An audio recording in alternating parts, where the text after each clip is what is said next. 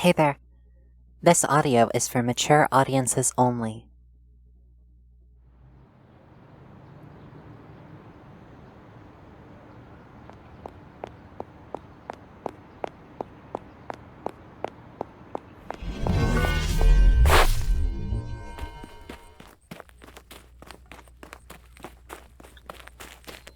Running, sprinting, dodging trees and loose stones.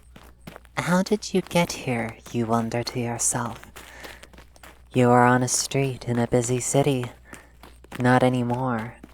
Now you are running on a path in a winding, dense forest. The scent of fresh rain in your nose, adrenaline and fear burning through your heart and veins as you run. Quite the exercise, isn't it? Where are you going?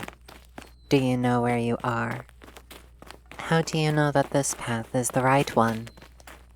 Your muscles ache, your lungs burn, and yet you do not care. Your only thought is to get away. But why? What could you possibly be running from that would have you so frightened out of your mind as to cause you to flee? Flee as if your very life depended on it. Up a hill and down, left and right. You narrowly dodge a young oak sprouting in your path. This forest stretches on, and the mist obscures the path ahead, making traversing it nearly impossible. Still you try. On you forge, caring not for the danger ahead, so long as it means the escape of the dangers behind. But there is no danger, least of all from me. Think back to when you first saw me in front of that house. You thought that I was the most beautiful woman on the planet. You even went so far as to say so out loud, even though you were trembling and nervous. It was a pure moment, nearly frozen in diamond time. Oh, if only it could have lasted but a minute longer. You are something special indeed, my dearest. As I wandered that street, weaving as I went, I saw such a perfect woman step into my path. A thing that I did not weave, and yet was perfect as the day was long. That was when you stopped and complimented me. You wove your own words so eloquently that it gave me pause. Oh, how you told me of your days and nights, your hobbies, how much you like long walks like this. You told me of sweet goods that interested you, each word like a treasure springing forth from your lips. Your voice, a sweet melody in the air. Even though I weave and weave, nothing I could ever make would ever leave me so spellbound as by you and your words. And then you told me what had brought you to that spot. You made mention of a woman you held dearly in your heart. Hearing those words nearly shattered me on the spot. The house that she lived in was close by, you told me. Your words a moment before had filled me with a golden light and a soft warmth, and these newer ones wrapped me in iron chains and set my soul ablaze with hatred and jealousy. Despite these harsh feelings, I walked beside you, wove my own sweet words into your ear. You smiled and enjoyed them before letting them leave your mind. Weaving flattery and praise, I tried to persuade you to come with me. You smiled and shook your head. I wove dark rumors and vicious lies that were not false about the one you thought you loved. And while you did not shove me away, that precious smile was twisted into a frown. That frown. Such a pretty thing as you should not be made to frown, so I offered my apologies and made no more mention of her, as it should have been. When we reached our house, I could no longer contain my jealousy, my envy and my rage, and that piercing, aching fire you lit in my soul reached out, and I wove that woman's house out of existence, along with everything inside. I smiled at you and offered you a most delicately woven rose then. And then you ran, running far and fast, delicate and beautiful. I could not help but give chase. Hear the words I weave, my darling sunlight.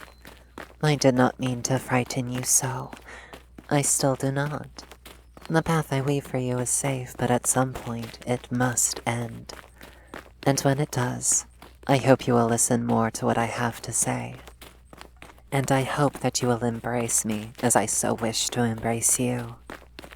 I implore you to stop, to allow your breath to return to you, to let your muscles rest and relax, to struggle no more against the inevitable. Your breathing, ragged as it is, offers no more comfort to you. Your muscles ache so much you can hardly force yourself to take another step forward. Running on pure momentum alone, your movements becoming uncertain, each footfall a game of risk. The dirt below giving way beneath you soft and inviting. You lose your balance once, regain it, and keep running. Against the odds you forge further along. But we both know that this second wind will not last forever. Each step you take now incurs a debt to your body, one that must be repaid sooner rather than later. Such a delicate thing such as you should not run yourself so ragged. But your efforts are noble indeed.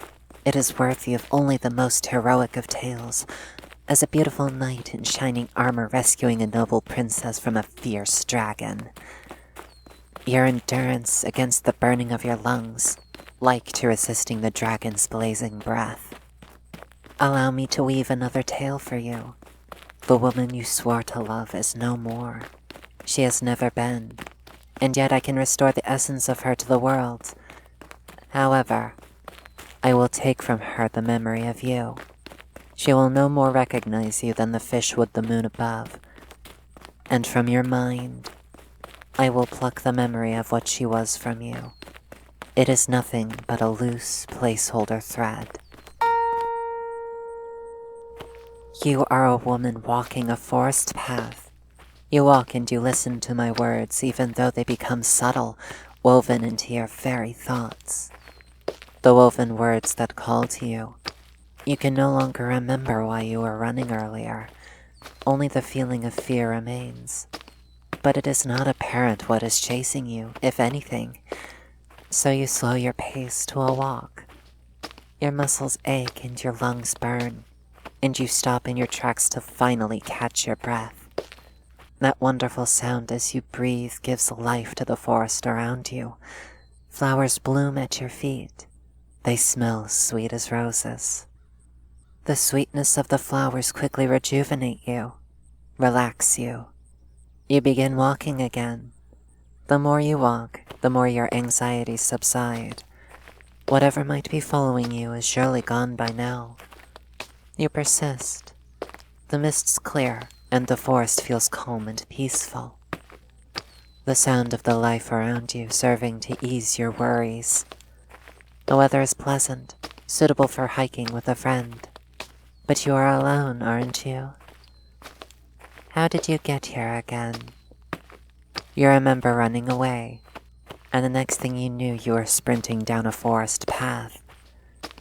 Despite the fact you cannot remember how you've reached this place, you don't feel much in the way of fear now. The threat is past. Now, all there is left to do is walk the path. You notice a cold chill. It must be getting close to evening now. Just as you are beginning to wonder where you are walking to, you come upon it.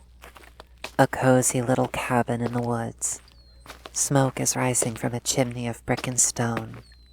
The windows are illuminated with a soft golden light, and the doors wrought with iron, with a green wreath over an iron knocker.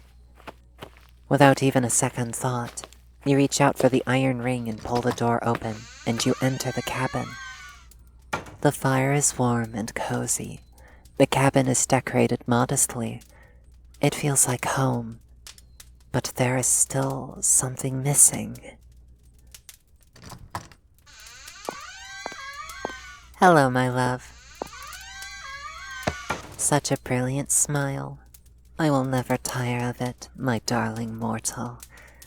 Come, sit beside me on the couch. I will cook us dinner. In the meantime, why don't you tell me about your day? I hope that the walk wasn't too stressful this time around. You were chased by something? Oh no. Come here. Allow me to embrace you.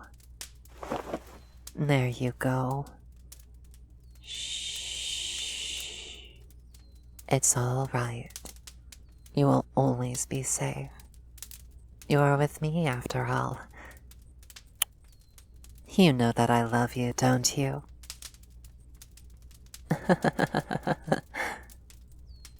I'm glad. Welcome home, my love.